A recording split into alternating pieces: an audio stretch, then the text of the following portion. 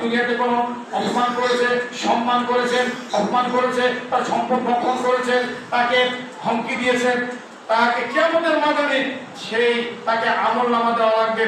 আর যদি সৎ আমল না থাকে তার পাপগুলো নিয়ে অপরাধীর উপর চাপিয়ে দেওয়া হবে। সহিহ মুসলিম, মুসনাদ আহমদ, সহিহ ইবনে হিব্বান, সহিহ তারগিব হাদিসটি এসেছে। সম্মানিত উপস্থিতি, এজন্য বলতে চাই আমরা পরস্পর ভাই আমাদের থাকতে হবে।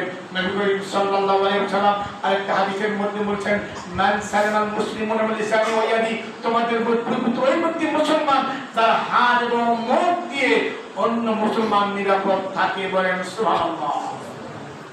সম্মানিত উপস্থিতি, এজন্য আমরা আসুন আমরা পরস্পর সৌহার্দ্যপূর্ণ ব্যবহার, সৌহার্দ্যপূর্ণ আচরণ নিয়ে জীবনযাপন করি, তাহলে